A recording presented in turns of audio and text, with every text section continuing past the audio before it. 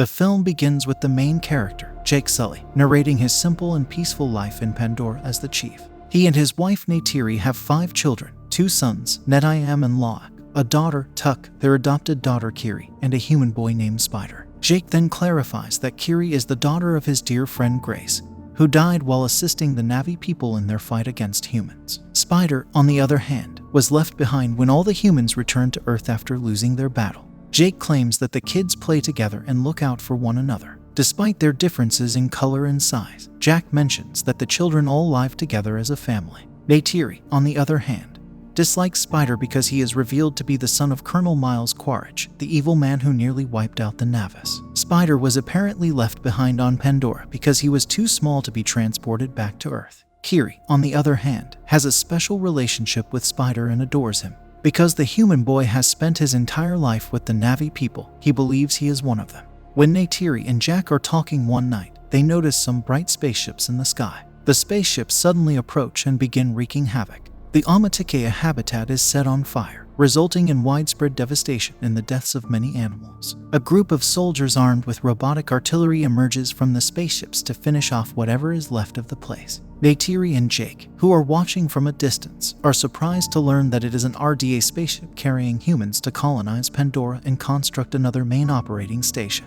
The action then shifts to one of the human laboratories, where scientists have created a Na'vi clone of the Colonel. He has been fed memories and data that were gathered prior to his death. As a result, the Colonel's clone knows everything except who and how he was killed. In addition to the Colonel, the scientists have created clones of other soldiers who were present during their previous attack on Pandora. As a result, the Colonel and his men are hellbent on destroying the Amatikea, especially Jake. Meanwhile, Jake leads a Na'vi army toward the RDA train supply lines in an attempt to repel the intruders. He infiltrates it successfully and steals ammunition and food supplies. During the operation, one of his sons, Loak, disregards his orders and is injured. Jake scolds him and instructs him to be more disciplined the next time. The Colonel, on the other hand, meets his superior, General Ardmore, who informs him about the Navy's flying partners known as Scouts. They are currently attacking and slowing down their helicopters. Hearing this, the Quaritch devises a grand strategy to invade the forest, where they previously battled,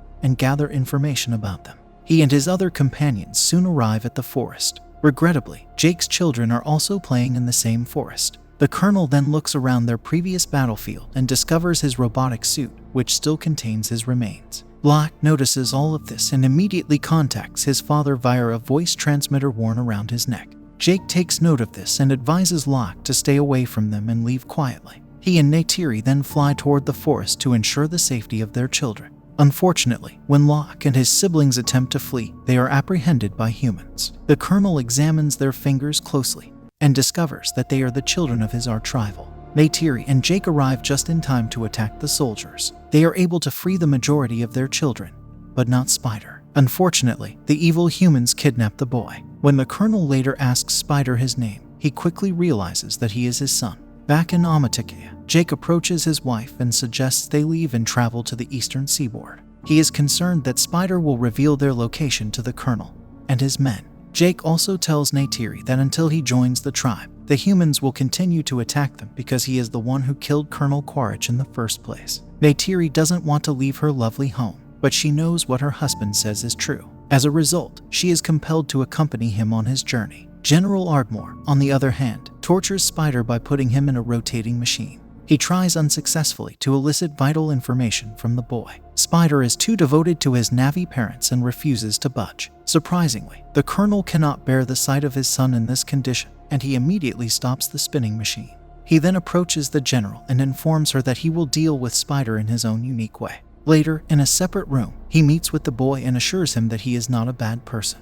He also reveals that he is here to return him to Earth. This makes Spider happy, and he eventually agrees to give him the information he seeks. In the following scene, Jake and his entire family flee their native land in their Scouts. They finally arrive in Metcaen, where another Na'vi tribe lives after a few days of flying. Surprisingly, the Navis who live here are pale in color and prefer to stay in the water. When they see Jake and his gang, they begin making fun of their appearance. Tonawari, the tribe's leader, arrives soon after with his wife. He is skeptical of Jake and his family, claiming that they are unfit to survive in the water. However, desperate to save his family, Jake promises that they will adjust quickly. He then describes how he is being pursued by humans. When Tonawari hears this, he finally agrees to let them stay and provides them with shelter. He also requests that his children teach Jake's children how to swim and use their special creatures to navigate the water. To fulfill the request, Tonawari's children take their new friends to the ocean and begin teaching them the fundamentals. Meanwhile, the ever-mischievous Locke attempts to communicate with a sea creature, but loses control and falls into the water. Tonawari's children burst out laughing when they see him. While all of this is going on, the girl, Kiri, can be seen deep within the ocean. Surprisingly, she has adapted well to her surroundings and can even command some sea creatures. The next day, while Kiri is underwater meditating, Tonawari's son, Aonang, and his friends approach her and begin mocking her, calling her a freak. As a result, Locke arrives and punches Aonang. When Jake learns of the incident, he becomes enraged and orders his son to go apologize to Aonang because he is the clan leader's son. Locke reluctantly agrees and apologizes. Although Aonang forgives him in front of others, he is still angry inside. So, in order to teach Locke a lesson, he takes him to a predetermined location under the guise of swimming. Locke is completely unaware that there are dangerous sea predators nearby. A large predator swims at Locke quickly later while he is fishing. Locke, terrified and afraid, looks around for assistance but is unable to find anyone. But then a massive creature named Payakan appears and saves the day. With the help of its broad head, it dispatches the predator quickly. Payakan is revealed to be a Tulkun, a peaceful and intelligent creature. The Metcaener regard thousands of Tulkuns in the sea as their spiritual family. Payakan is the largest and most powerful of them all. Meanwhile, Payakan saves Locke and brings him to the surface. The latter also assists the creature by removing some harpoons that were apparently causing it pain. As a result, the two form a beautiful bond and become friends. Tonawari later summons Locke when he reaches land. The strict leader has discovered his son's misbehavior and demands that Aonang apologize. However, the selfless Locke accepts responsibility for his actions and lies about Aonang's involvement. This finally convinces Aonang that the new Navis aren't so bad after all. Locke eventually rejoins his brother and friends and explains how Payakan saved his life. No one believes him, much to his surprise. Instead, they reveal that Payakan is a murderer, which is why the other Tulkuns abandon it. Spider, on the other hand, informs the Colonel about Navi culture and takes him to Hallelujah Mountain to choose a scown for him. The Colonel struggles at first, but he soon gets the hang of it and can fly it around.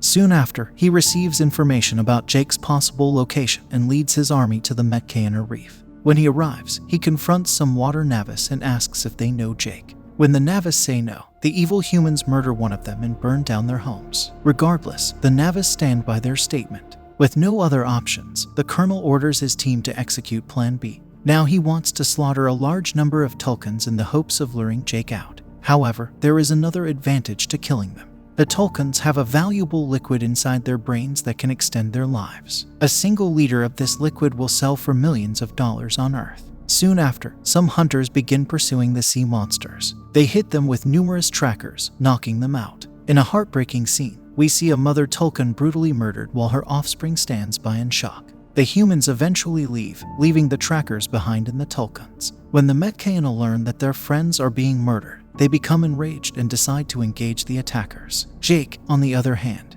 calms them down by mentioning that they must first inform the Tulkuns about the trackers. This is the only way they can avoid another strike. As soon as Locke learns of this, he rushes off to inform his best friend, Payakan. He is joined by Aonang and a few other locals. They eventually meet Payakan and prepare to extract the tracker from him. The Colonel and his hunting party, however, arrive in their whaleship just then.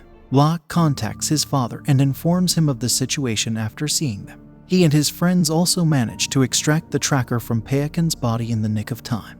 They then hide underwater while the Colonel's crew searches for them. In the meantime, Jake approaches Tonawari and informs him that their children have gone missing. This concerns him, and he quickly orders his people to prepare for war. Jake and Ney'tiri grab their weapons as well, and the three of them rush to the battlefield. The Colonel, on the other hand, orders his crew to attack the Tulkuns and find Jake's children. They eventually find Kiri and Tuck and capture them in a net after a long search. Locke tries to tear the net but is dragged along with it to the whaleship. Soon after, the Colonel arrives and cuffs them to the ship's railing. He then takes Locke's collar transmitter and requests Jake's surrender for the sake of his children's safety. Jake accepts his terms because he has no other choice. Payakan notices his best friend, Locke, handcuffed to the deck and decides to save him. In a risky move, he leaps onto the deck and begins moving its massive fins. This kills a large number of soldiers and destroys the ship. Using this distraction, Jake and the Metkayina launch their attack on the Colonel and his army. They want to protect their children,